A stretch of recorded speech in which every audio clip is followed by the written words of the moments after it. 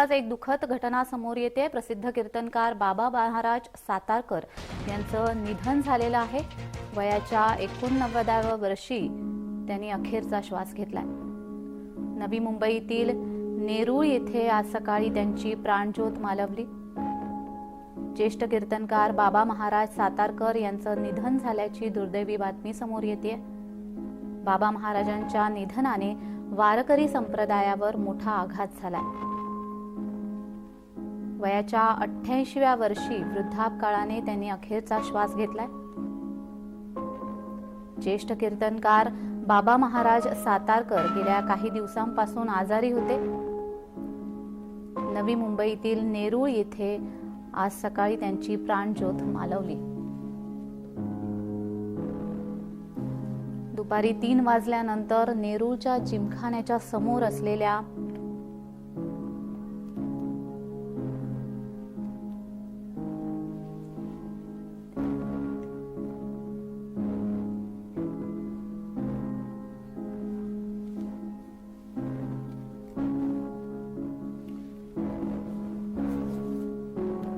ज्येष्ठ पत्रकार विजय कुवळेकर सर आपल्याशी जोडले गेलेले आहेत फोनद्वारे। विजय सर, आपल्या अनोख्या कीर्तन शैलीने वारकरी संप्रदायांचे विचार ज्यांनी घराघरात पोहोचले, त्यांच्या जाण्याने आज वारकरी संप्रदायामध्ये एक पोकळी निर्माण झालेली आहे। आपल्या भावना?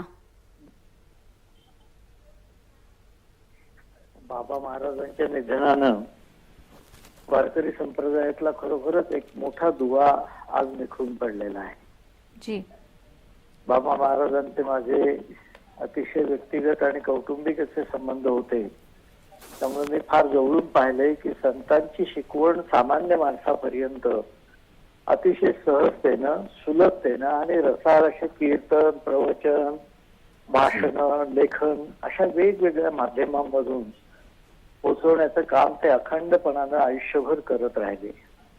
हा अर्थात त्यांच्या घराण्याचा वारसा होता आणि तो त्यांनी अधिक समृद्ध केला, व्यापक केला। असंख्य लोकांना व्यसनमुक्त करण्यासाठी, सन्मार्गावर आणण्यासाठी सुद्धा बाबा महाराजांनी खूप मोठं काम केलं। तुम्ही कुठल्याही भागात गेलात तर अशी माणसं आपल्याला भेटतात जे बाबा महाराजांच्या मुळे सन्मार्गाला लागली। बाबा महाराजांनी संत कार्यासाठीच उभं आयुष्य वाहिलेलं होतं। एकदा आम्ही बोलत होतो आणि त्यांचा संबंध दुधेवऱ्याचा प्रकल्प पाहत होतो, त्यावेळेला सहजतेनं मनात आलं ते जे संतांबद्दल बोलत होते, ज्या कृतज्ञतेनं बोलत होते, संत कृपा झाली, इमारत फळा आली, अशी त्यांची आयुष्याबद्दलची भावना अत्यंत कृतार्थ अशी होती। आता ती सुहास्य मुद्रा, ते खळखळून हसणं आणि ती आश्वासक वडीलधारी मूर्ती पुन्हा दिसणार नाही। अगदीच कुवळेकर सर, पांडुरंगाच्या चरणी बाबा महाराज विसावले आहेत। त्यांना माझी विनम्र आदरांजली।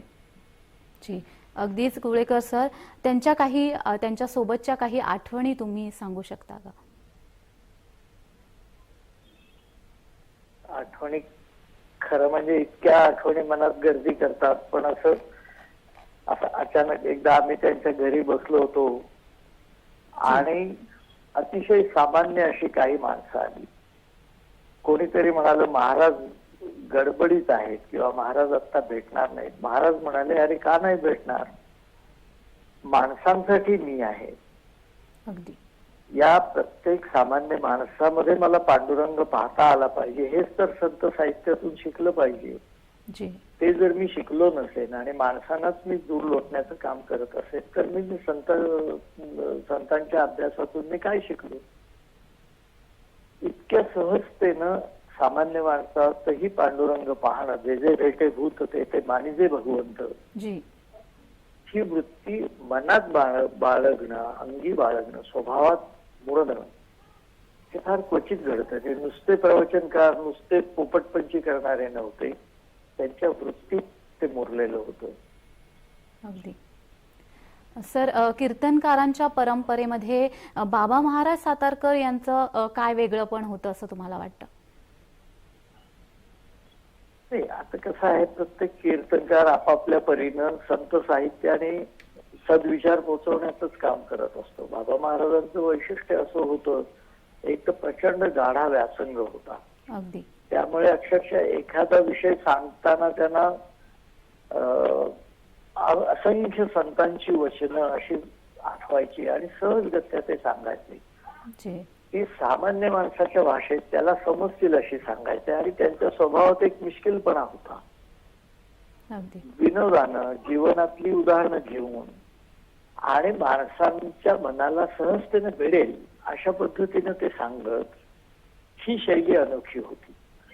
त्यामुळे अतिशय मोठ्या विद्वानापासून अगदी रस्त्यावरच्या एखाद्या हमालापर्यंत सर्वांपर्यंत पोहोचणं आणि सर्वांच्या भाषेमध्ये बोलणं ही तशी अवघड गोष्ट असते. जी. पण बाबा महाराज असे समरस होऊन अगदी मुलांना सुद्धा बाबा महाराजांनी संत कार्य समजावून देताना मी पाहिलेलं आहे.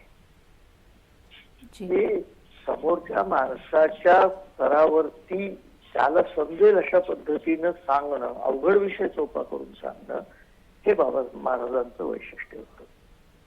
जी. धन्यवाद कुळेकर सर, तुम्ही दिलेल्या या प्रतिक्रियेबद्दल.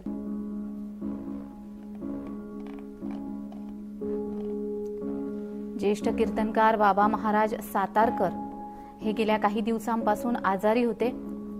नवी मुंबईतील नेरूळ येथे आज सकाळी त्यांची प्राणज्योत मालवली. आज दुपारी 3 वाजल्यानंतर नेरूळ जिमखान्याच्या समोर असलेल्या आणि बाबा महाराजांनी बांधलेल्या विठ्ठल रखुमाई मंदिरामध्ये त्यांचं पार्थिव हे अंत्यदर्शनासाठी ठेवण्यात येणार आहे. तर मिळालेल्या माहितीनुसार उद्या संध्याकाळी 5 वाजता नेरूळच्या स्मशानभूमीमध्ये त्यांच्या पार्थिवावर अंत्यसंस्कार करण्यात येणार आहेत. प्रसिद्ध कीर्तनकार बाबा महाराज सातारकर यांचं निधन झालंय. वयाच्या 89व्या वर्षी त्यांनी अखेरचा श्वास घेतला. निळकंठ ज्ञानेश्वर गोरे हे बाबा महाराज सातारकर यांचं मूळ नाव होतं. वकिलीचं पदवीपर्यंत शिक्षण त्याने घेतलं होतं. गेल्या 3 पिढ्यांपासून त्यांच्या घराण्यामध्ये कीर्तनाची, प्रवचनाची परंपरा चालत आली आहे. वारकरी संप्रदायातील प्रमुख फड म्हणून त्यांच्या घराण्याच्या सातारकर फडाचं नाव घेतलं जात असे. प्रवचनकार